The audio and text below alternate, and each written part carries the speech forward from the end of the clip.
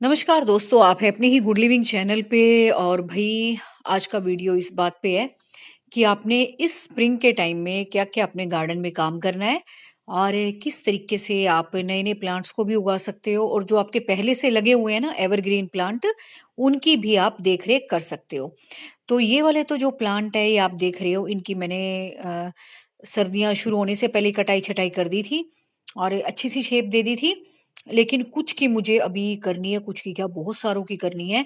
कुछ की कर दी थी और बहुत सारे अभी भी रह गए हैं। तो वो मैंने जान के नहीं करे थे, मुझे लग रहा था कि अब तो इनकी ग्रोथ हो ना हो, है ना? वो तो बाद में ही होगी, जब फरवरी का एंड या मार्च आएगा।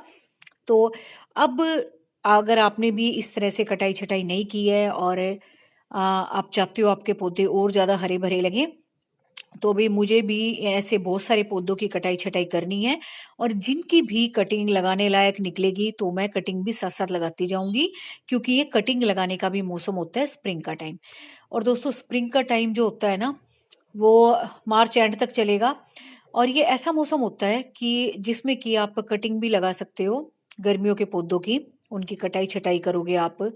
अभी तो कटाई-छटाई कर देना, थोड़ा-सा और टाइम बीत जाए, फरवरी का एंड सा आ जाए तब इनमें खाद दे देना।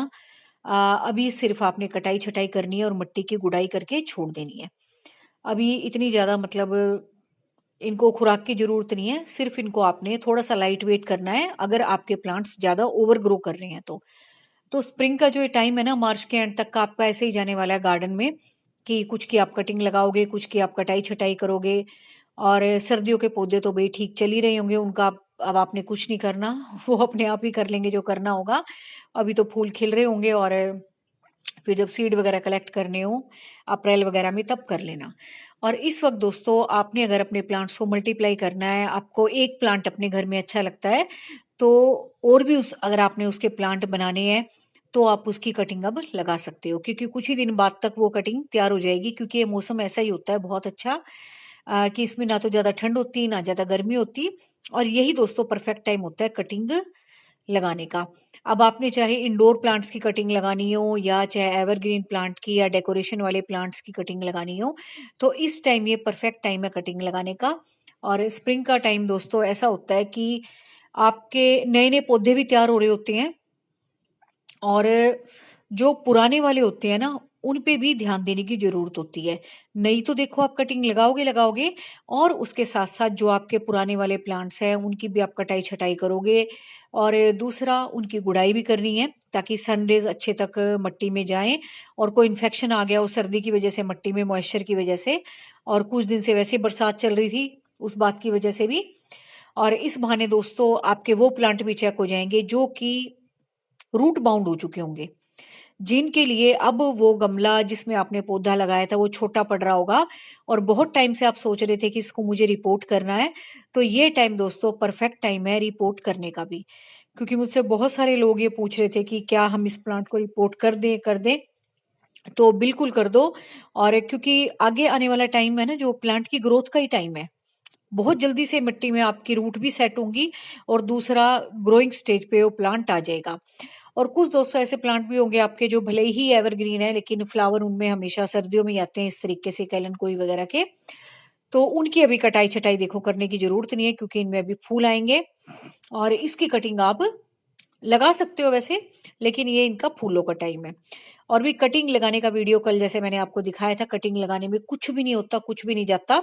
हो सके तो ऐसे गमले में कटिंग लगाना जिसमें कि मॉइस्चर ज़्यादा देर तक बना रहे। और ऐसा मतलब कुछ भी लेना, प्लास्टिक का डब्बा-वब्बा, जिसमें कि मॉइस्चर तो देर तक बना ही रहेगा और उसमें काफ़ी देर तक गर्माहट भी बनी रहती है। और इस तरीके से आपकी कटिंग तैयार हो जाएगी। फिर जब आपको लगे कटिंग ग्रो हो गई है या ग्रोथ आ गई है, फिर आप उसको अलग-अलग कर सकते हो, है ना? मार्च के एंड तक का टाइम पड़ा है आपके पास और थोड़े दिन में कटिंग अगर ग्रोथ पे आ जाती है, फिर हम इनको अलग-अलग कर देंगे, क्योंकि हमें पता है कि जो एवरग्रीन प्लांट होते हैं ना, वो काफ़ी साइज़ ले लेते हैं गमले का, क्योंकि उनकी जो रूट्स है ना, वो नीचे तक जाती हैं ज़्यादातर पौधों की, गहराई तक। तो उनके लिए हमें गमला भी उस मुताबिक चूज़ करना पड़ेगा कि उनको प्रॉपर जगह मिले, एरिया मिले। इतना बड़ा भी नहीं लेना होगा, लेकिन हाँ, जब प्लांट्स अच्छे से ग्रो हो जाए तो उसके लिए फिर हमें उनको अलग भी करना होगा। तो इस तरीके से आप अब कटिंग लगाओ जिस भी पौधे की आपको पसंद है। और अगर आपके पास दोस्तों वो प्लांट नहीं है जो आप चाहते हो, तो उसकी कटिंग आप ला ला के भी लगा सकते हो, है ना। 5-7 कटिंग ले आओ अपनी, या एक ब्रांच तोड़ लाओ, उसमें से 5-7 कटिंग बना बना के अपनी मतलब कटिंग तैयार कर लो, ग्रो कर लो। और इस वक्त तो ना बिगिनर्स के लिए बिल्कुल परफेक्ट टाइम होता है, एक बरसात का मौसम और एक ये वाला मौसम, स्प्रिंग का जो टाइम होता है, वो इसलिए अच्छा होता है क्योंकि इस टाइम उनका कॉन्फिडेंस लेवल बढ़ने का टाइम होता है।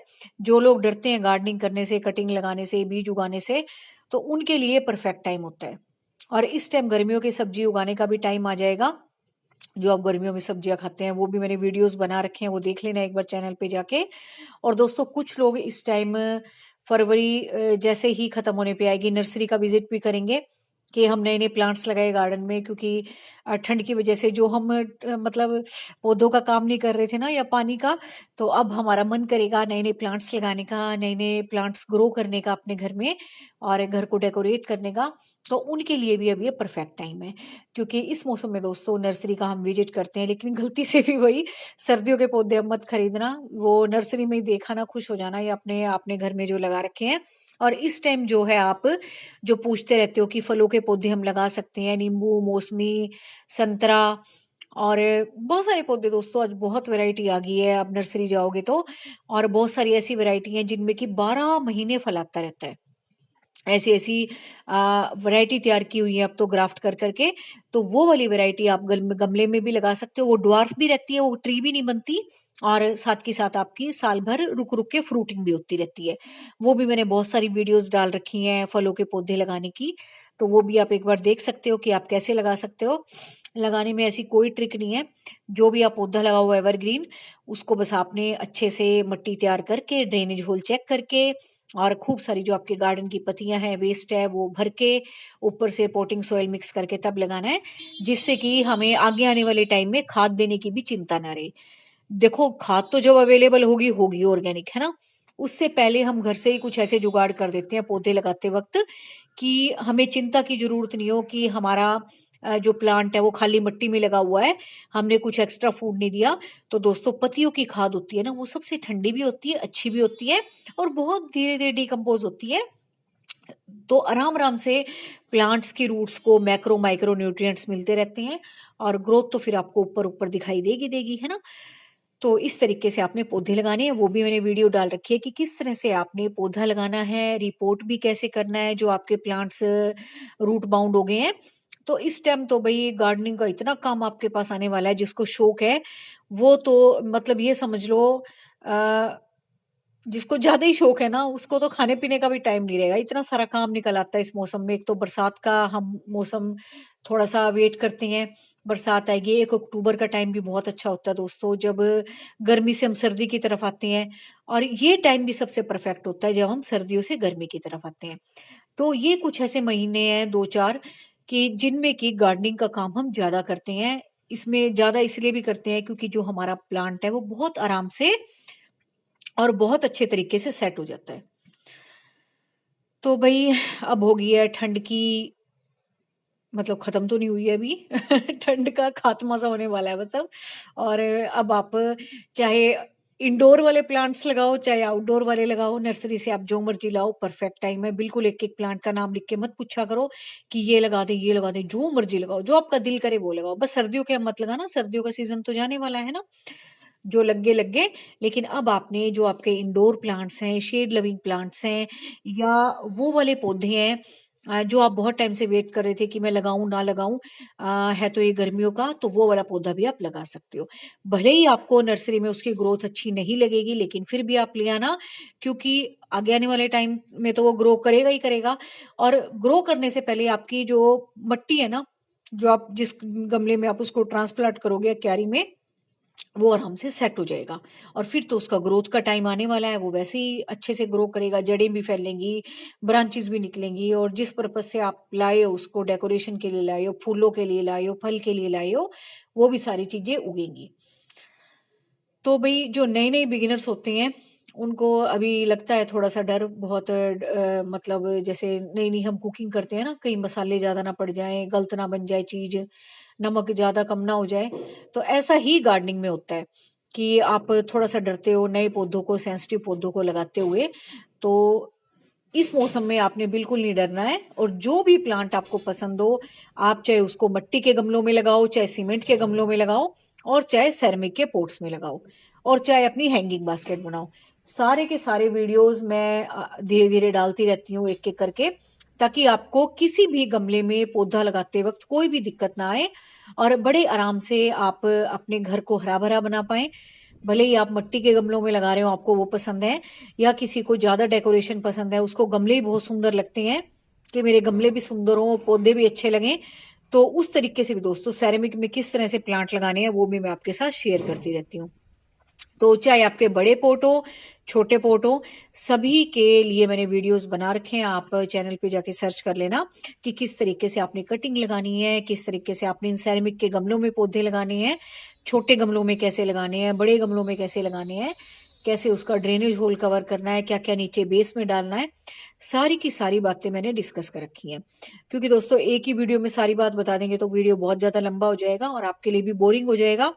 तो आप अगर ज़्यादा ही शौकीन हैं, ज़्यादा ही आपको मोटिवेशन चाहिए, तो आप चैनल पे जाके सर्च करके बहुत सारी वीडियो ऐसे सर्च कर सकते हो जिसमें कि एवरग्रीन प्लांट को सेरेमिक पोट्स में लगाने का तरीका मैंने बता रखा है। और एक बार अगर आपने पौधे लगा दिए फिर वो आपके कहीं नहीं जाते। फिर आपकी गार्डन मैनेजमेंट के ऊपर है कि आपने कैसे उन पौधों को मैनेज करना है, कब उनकी कटाई छटाई करनी है, कब उनमें खाद डालनी है, और कब उनकी कटिंग लगानी है, कैसे उनको शेप अप करना है। सारी की सारी वीडियोस मैंने बना रखी हैं। और इसी के साथ साथ दोस्तों मैंने गार्डन के प्लांट स्टैंड्स की भी वीडियो बना रखी है, कैसे आप उचित तरीकों से अपने घर के हिसाब से प्लांट स्टैंड बनवा भी सकते हो, कम रेट में बनवा सकते हो और अच्छे से उसको मैनेज भी कर सकते हो। तो वो भी सारी वीडियोस मैंने प्लांट स्टैंड की डाल रखी हैं। तो नर्सरी में अब इन फूलों को देख के भाई बिल्कुल भी एक्साइटेड मत होना, और यही देख के खुश हो जाना, क्योंकि अगर अब आप घर पे लाके इनको ट्रांसप्लांट करोगे ना तो हो सकता है मुश्किल हो जाए। लग भी जाएंगे, लगेंगे तो, अभी तो है इनका मौसम, लेकिन फिर भी उन प्लांट्स को ट्राई करना जो कि बल्ब से उगते हैं, या एवरग्रीन पौधे हैं, या आपके इंडोर प्लांट्स हैं, उनको ज़्यादा ट्राई करना। क्योंकि अब 1 डेढ़ महीना ही रह गया है बस, और उसमें अब क्या लगाओगे, तो ज़्यादा अच्छा है कि ऐसे पौधे लगा लो कि जो आपके गार्डन में हमेशा ही रहें। तो भाई लगाओ नए नए प्लांट, और करो नर्सरी का विजिट, और देखो कौन कौन से पौधे हैं जो आपके पास नहीं है, या आसपास भी आप जब घूमते हो, या दोस्तों कई बार जब हम घूम रहे होते हैं ना, माली वगैरह गार्डन में काम कर रहे होते हैं किसी के बाहर की तरफ, या गार्डन में जो आपके आसपास है उसमें काम कर रहे होते हैं, तो उनसे भी आप कटिंग ले सकते हो, है ना। कटिंग लगाने के तरीके मैंने आपको सारे बता ही रखे हैं कि कैक्टस की आपने कैसे लगानी है, सुकुलेंट्स की कैसे लगानी है, एवरग्रीन प्लांट्स की कैसे लगानी है, शेड वाले प्लांट्स की कैसे लगानी है। सारी की सारी बातें मैंने आपके साथ डिस्कस की हुई हैं। तो बस देखो कहाँ से आपको क्या अवेलेबल होता है, कुछ नर्सरी से मिलेगा, कुछ आसपास से मिलेगा, कुछ घर से ही मल्टीप्लाई करोगे। तो ये आपकी अपनी स्किल है कि कैसे आपने अपनी गार्डनिंग को बढ़ाना है, कैसे और हरा भरा करना है, ये सब देखो आपके ऊपर है। अब वो आप मैनेज करो जैसे आपने करना है। लेकिन दोस्तों सबसे बड़ी बात है कि गार्डनिंग के लिए आपको टाइम जरूर निकालना चाहिए। इससे आप रिफ्रेश फील करते हो, आप ज़्यादा एनर्जेटिक फील करते हो, और आपको बहुत खुशी मिलती है प्लांट्स के पास रह के, है ना। और इनसे हमें सीखने को भी बहुत कुछ मिलता है कि कैसा भी मौसम हो हमेशा मुस्कुराते रहो, खिलते रहो, है ना। सारा मौसम फेस करते हैं, इतनी ठंड भी इन्होंने फेस की होगी, है ना, ठंडी हवाएं भी फेस की होंगी, और सूरज की गर्मी को भी फेस करते हैं, सब कुछ फेस करते हैं, लेकिन फिर भी जब हम इन्हें देखते हैं तो ये हमेशा खिले रहते हैं। तो ऐसा ही हमारा जीवन होना चाहिए कि जैसी मर्जी परिस्थितियां आ जाए, हमें भी इसी तरह से हंसते खिलखिलाते रहना चाहिए, उनको फेस करना चाहिए, क्योंकि भगवान ने दुनिया ऐसी बनाई है, हमारे लिए नहीं सबके लिए, सबको ही उन्होंने ऐसी कंडीशंस में रखा है। तो चाहे हम घर भले ही घर के कितना अंदर रह लें, कोई ना कोई ऐसी चीजें आती रहती हैं जिनको कि फेस करना आपको पड़ता ही है। और नेचर से दोस्तों ज़्यादा फेस कोई नहीं कर सकता, और इससे हमें एनर्जी भी मिलती है, पावर भी मिलती है, और हम अच्छा भी फील करते हैं। सारी की सारी चीज़ें हम इनसे सीख लेते हैं जो लोग नेचर लवर होते हैं। तो बस वीडियो को एंड करते हैं अच्छी अच्छी बातों के साथ, और अपनी गार्डनिंग को आप और बढ़ाओ, और मजे करो, और एंजॉय करो लाइफ में। और प्लांट्स के साथ दोस्तों एंजॉयमेंट बहुत बढ़ जाती है, कुछ आपकी एक्टिविटीज से, कुछ पौधों को देख के। और बस thank you very much, take care of you and your